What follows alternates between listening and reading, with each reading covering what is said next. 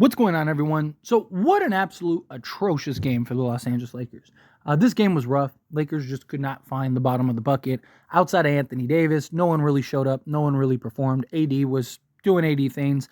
Wish he got a little bit of help, but hey, this is a game that I've talked repeatedly about how I believe that this would be a loss for the Lakers in the win-loss column.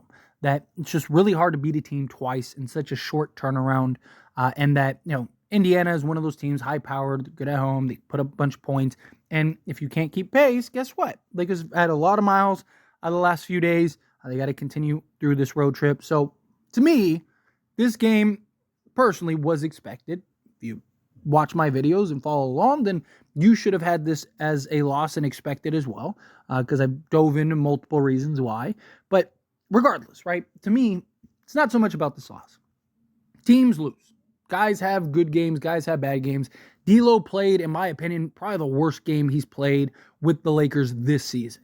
I mean, it was bad. I mean, he couldn't find a shot to save his life, but no need to overreact, right? No need to overblow this, right? The dude's been lights out for 6 months, and he has one game like this, and I know some people are going to overreact, right? Take it for what it is. It's a loss. It's not like D'Lo was the only one that shot poorly. It's not like D'Lo was the only one that had a bad game in this game and everyone else was great. No, everybody was bad. LeBron was bad, right? 5 turnovers. Austin Reeves, 5 turnovers. Couldn't shoot. Couldn't find the bottom of the bucket. Again, nobody was really stand out. Rui Hachimura was solid. He didn't have a bad game. He did his part for what we needed. But again, collectively, just hard loss. One of those ones that you just kind of file away, you wash your hands, and you say, you know what? No biggie. Let's move on. Let's get into the next game.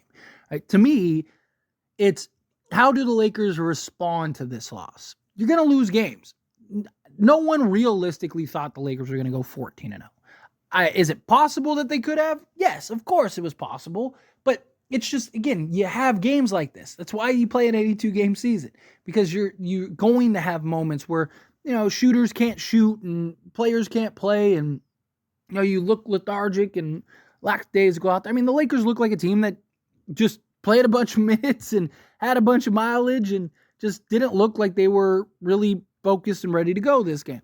Now, it's just, unfortunately, the timing and the situation of it all, right? Phoenix just took an L. We'll see what happens with the Kings and the Mavericks, right? Hopefully, Dallas beats Sacramento again, and then at least we can keep pace with Phoenix and Sacramento. But it's the bounce back, right? If the Lakers go and they rattle off that Brooklyn Nets, that Toronto Raptors, and that Washington Wizards game, then no harm, no foul, right? Because again, teams lose. It happens. Lakers are probably going to lose another game or two the rest of the way. But it's how many do you win outside of the rest, right? If the Lakers get 12 games over 500 by the time all is said and done, then the Lakers are going to be in good shape. I'm not worried about the Lakers if they finish the season, with whatever, 48 wins, 47 wins. Right? It's just, if they start to fall here, that's where it becomes concerning, right? Took the L against Indiana. If you go and you follow up your Indiana Pacers loss with the Brooklyn Net loss, now it's right? Because you stole the game, the Milwaukee Bucks game, right? I had 2 games slated on this road trip as losses. The Milwaukee Bucks and the Indiana Pacers. You stole the game in Milwaukee. You can't now go and drop a game elsewhere because you beat Milwaukee. You just can't afford it. Lakers were the 3 seed, sure. Right? The Lakers were in a better position, sure. Not a big deal. But we're not. We're now back to 8 games over 500, which is still incredible, still great with, as many 8 games left. But if the Lakers don't continue to bounce back and get these wins, they're still in the 9th seed, even as a team that is 8 games over 500, which is crazy to think about. And I get, if they were in the East, they would have, but guess what? They're not in the East. Yeah, in the East, they'd probably be the 3 seed right now. But guess what? They're not in the East. They're in the West. And the West is a gauntlet. And the West is just brutal. And the Lakers are going to have to win a lot more games the rest of the way. Got like 8 games left. In these 8 games, you got to bare minimum go 6-2. Bare minimum. You go 6-2, the Lakers will be in really good shape.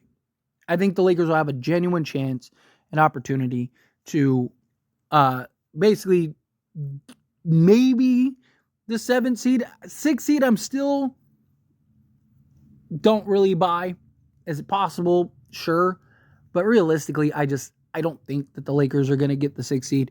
But 8th seed, definitely in reach. I still believe Phoenix or Sacramento, one of those 2 teams is going to fall. One of those 2 teams is going to drop, and the Lakers just need to take advantage. Right? But the Lakers have to get over that hump. Right? If you win today, you're only in, especially if Sacramento loses, you're only half a game out of the 8th seed. You're only a game out of the 7th seed. But now it's like, okay, you're still keeping pace with the Phoenix Suns, right? So you're still like a game and a half, 2 games out of Phoenix. But if Sacramento wins, now they end up moving, instead of you being half a game back, you'll now be 2 games back. And it's just, again, you just keep digging and digging, right? But don't panic.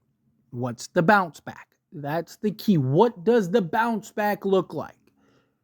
Can the Lakers say, hey, tough loss, let's go back on a 3-game win streak. Let's close this out strong, get into that back-to-back against Cleveland and Minnesota at home.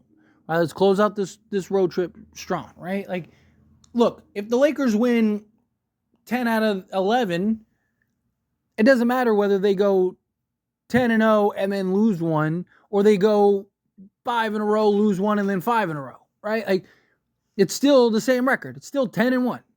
It doesn't matter where or what the record or how they approach the number, as long as they get to the number, right? As long as they go, 10-3 like I predicted, ideally 11-2, right? Because they got the Milwaukee Bucks game.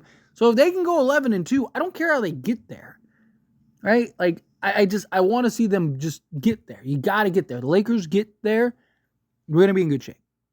But it was a disappointing game. Again, I personally just look at this game as like, hey, wash your hands of it, be done, move on. It is what it is. You can't turn back the clock. Tough game. Don't let it get you down. Don't let it get too much in your head. Just take it for what it is. You're not going to win every game. Right? Winning 14 straight games, 13 straight games, it's very tough. Very few teams that have done that in the history of the game. And it's, again, because it's a reason. Because you do get games like this. You do get games where you just can't find a bucket to save your life. It happens. But anyway, as always, this is a discussion. I pass a question on you. Let me know your thoughts and opinions down in the comments below. What did you think? How did you feel about this game? Are you like me, like, hey, wash your hands with it, be done, move on, no big deal? Are you like, no, this is rough. This really hurts us. Again, how you feel, whatever your thoughts are, I'd love to hear it, so let me know down in the comments below. That being said, if you haven't liked this video, hit that like button. Helps me out a lot, lets me enjoy these types of videos, and I truly appreciate it. Not subscribe to the channel, hit that subscribe button, turn on the bell notifications. Appreciate y'all. See you in the next one. Thank you.